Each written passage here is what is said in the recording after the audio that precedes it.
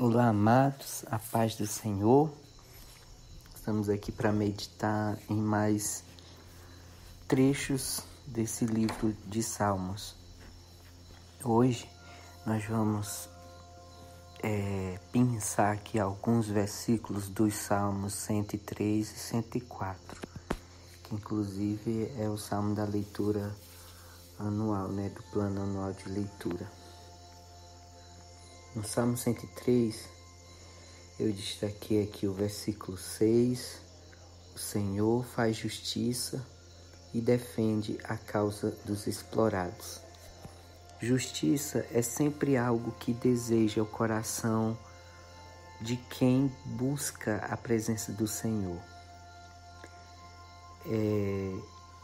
Inclusive a palavra nos convida a sermos inconformados com as coisas desse mundo, com o mal, com o pecado e inclusive com nós mesmos que somos pecadores. No fundo, se Deus fosse fazer justiça com nossos pecados, o que nós merecíamos era a morte.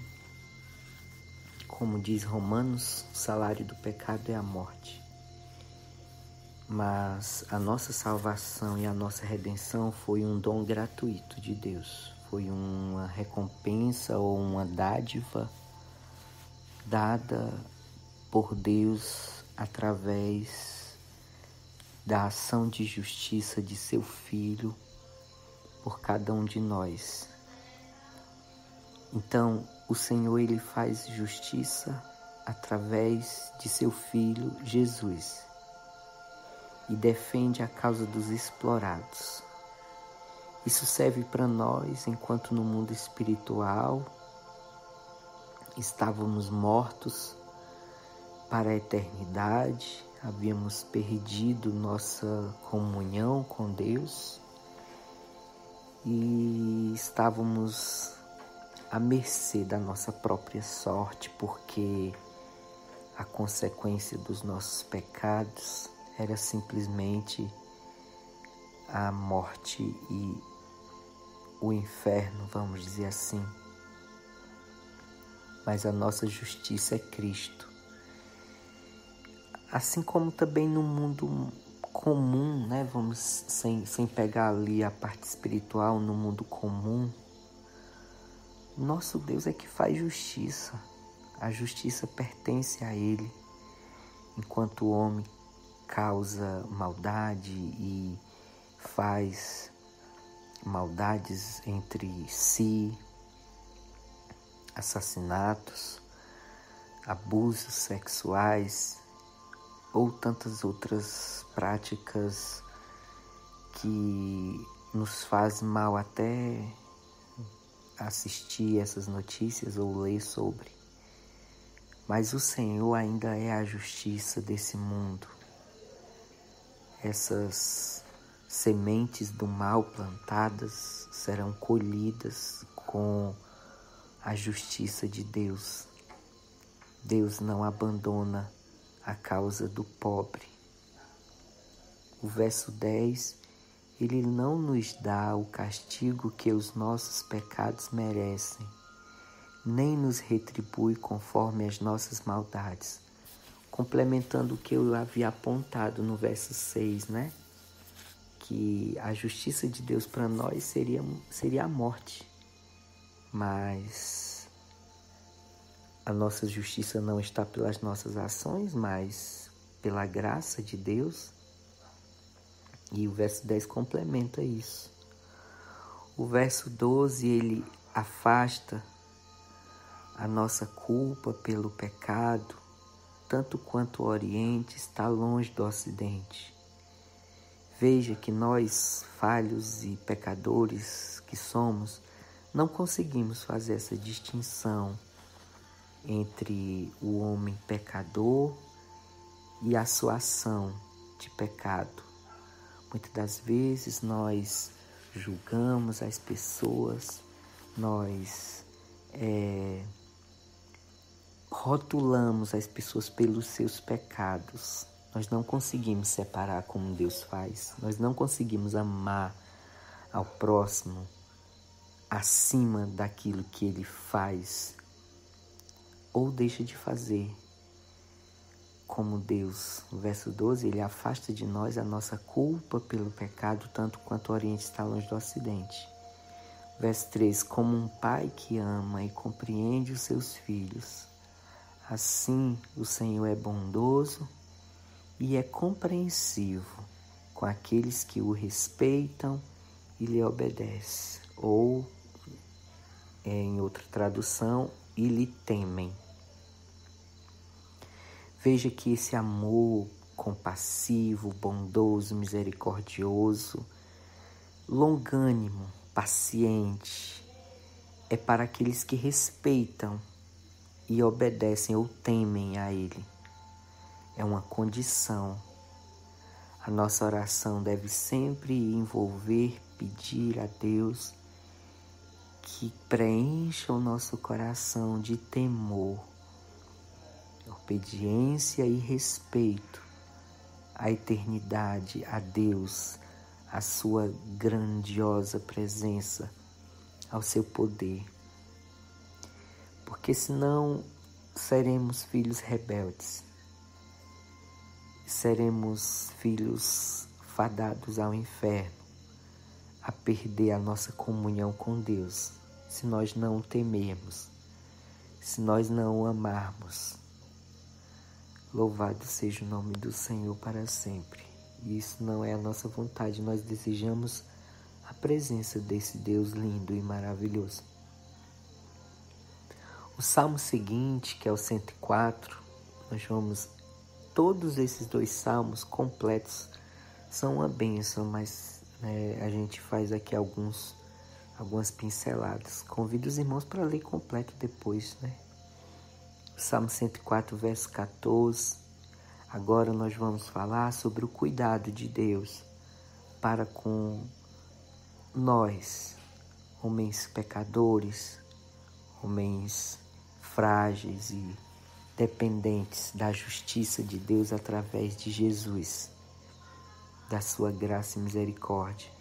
Veja no verso 14, é o Senhor que faz crescer o pasto que alimenta o gado, as plantas que o homem cultiva, e dessa forma tira da terra o seu alimento.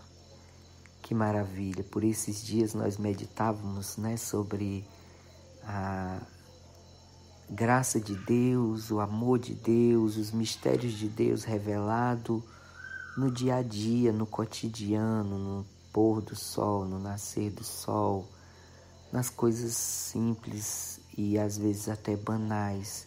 Esse verso vem reforçar isso, que é o Senhor que faz crescer o pasto que alimenta o gado.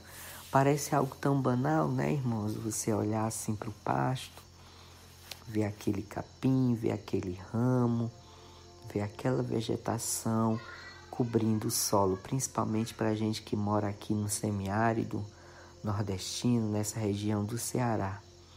É tão difícil a chuva, E quando vem o período da quadra chuvosa, nem sempre ela é normal, nem sempre ela é abundante. Então salta ainda mais aos nossos olhos o verde, a vegetação. Então, esse verso 14 vem dizer que é o Senhor que faz crescer. Olha que lindo, irmãos. A cada dia o Senhor faz crescer. Ele tem esse cuidado detalhado de fazer crescer. Não está no automático. Não é uma máquina que entra num loop infinito, que cresce, cresce, cresce. Não. O Senhor cuida como um jardineiro, como alguém preocupado diariamente com a sua criação. O gado, Parece tão banal também. Nada é banal para Deus.